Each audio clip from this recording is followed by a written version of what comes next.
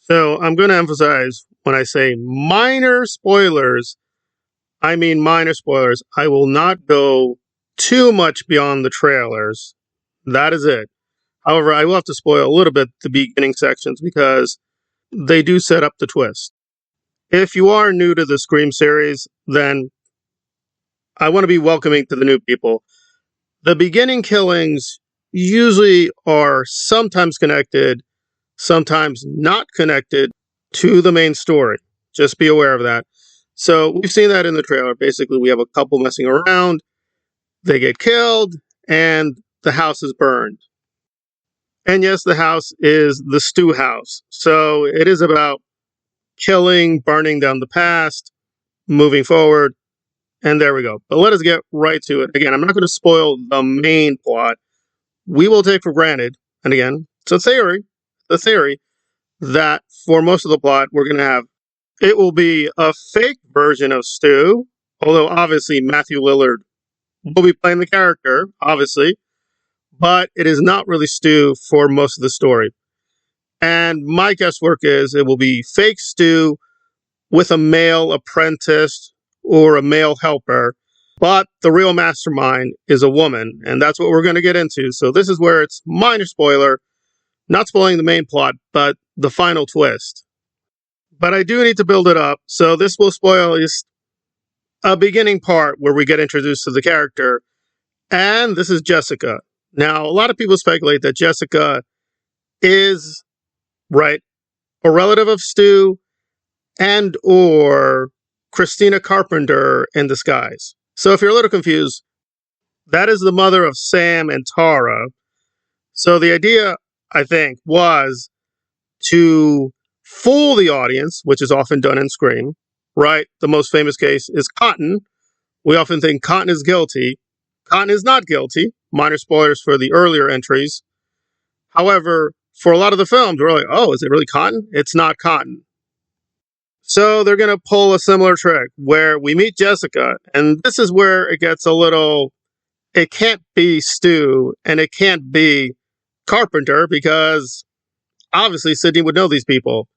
So Jessica is Sydney's neighbor, and that brings up a lot of problems. Now I'm going to do a video where we will go through the Carpenter theory, and people are going to town and they are finding some pretty interesting clues, right? Like these are canonical characters. Leslie, right, Christina Carpenter, they are real. We've never had an actress or explicitly seen them on screen. However, some fans speculate we did see them, we just didn't notice them. We will put that aside for the moment. But let me just do the fan theory for 3 seconds. So the idea is Jessica is not Jessica. Jessica is a fake identity, and she is a Stu relative and or Christina Carpenter in disguise. That is the theory. So Jessica is going under a false name. Obviously, the problem is, wouldn't Sydney remember Christina? Wouldn't Sydney remember Leslie? Right? Wouldn't she remember these people? Well, the theory is, well, it's been a lot of years. Sydney's memory is not perfect. So Jessica tricked Sydney and is hiding in plain sight. I think that's a little silly, but that is me. Now, in the story, Sydney may be fooled. She thinks it is these people, but it's not them. It's not them. So the final twist, after a lot of killings, again, I'm not going to give any details there. The fake Stu and the other guy kill a lot of people. Sydney and the daughter survive, defeat them, and that gets us to Jessica. So wait for it, because I think a lot of fans are going to be very polarized. It's really not about who is the killer, but why the killer acts as they do. That's what motivates a lot of the killers in the Scream series. And this is in all the trailers, namely that the Ghostface for years and years and years, it's all been planned out for a very long time. The Ghostface was acting towards this goal. So why? And Jessica reveals she's jealous of Sydney, is a obsessive fan, and wants to become Sydney. Okay, and that is it. Jessica is just obsessed with Sydney. loves, hates, adores Sydney. She is super crazy and basically wants to become Sydney. And there you go. That is the plan. That is as she reveals herself. Now, I don't know for sure, because again, with all these films, there are multiple endings they film. Just with Scream 2, they had 3 different endings, just in case the original one was leaked. So, no doubt, if too many people find out the real twist, then they're going to have another twist ready to go. So, there we are. So, I have to assume the obvious that the neighbor has been Sydney's neighbor for quite a long time, saw Sydney and Tatum grow up for a very long time, and just developed this deep, deep obsession with Sydney and the Sydney persona, and now want to be kind of famous like Sydney. And there you go. And that pulls in Gail, right? Because she's written the book. They made the Stab series based on Gail's book, and so on and so forth. And of course, the daughter has her friends. And there we go. That pretty much answers all the questions. The twins are helping Gail, and the husband is a police officer, and he's probably going to get murdered. And there we are. We've answered most of the questions of the cast. And in terms of some of the men in the cast, they're either fake Stu, working with Stu, and or they are victims. So there you go. It's all tied up in a nice bow. Obviously, if you're a diehard fan, this seems a lot like Scream 4. And the twist there was very, very similar. So, and Kevin was behind Scream 4. Is it illegitimate for a writer to just use an old script? I mean, it is his ideas. These are his characters, although they were modified a lot.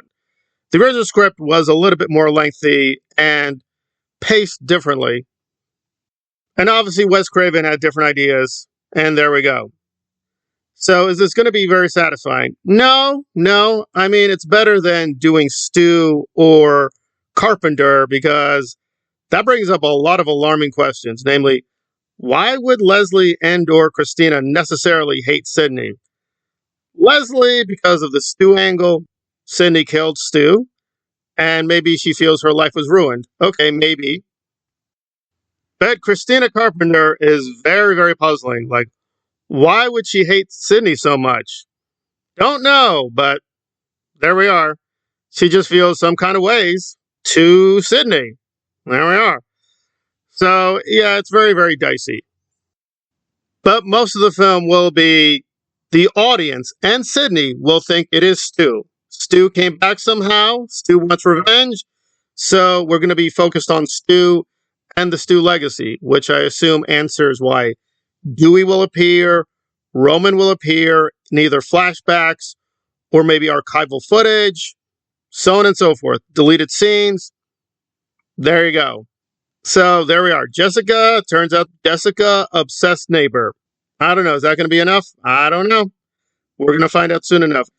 And if Jessica is just a purely random person, it does feel a little bit flat. However, it's a theory.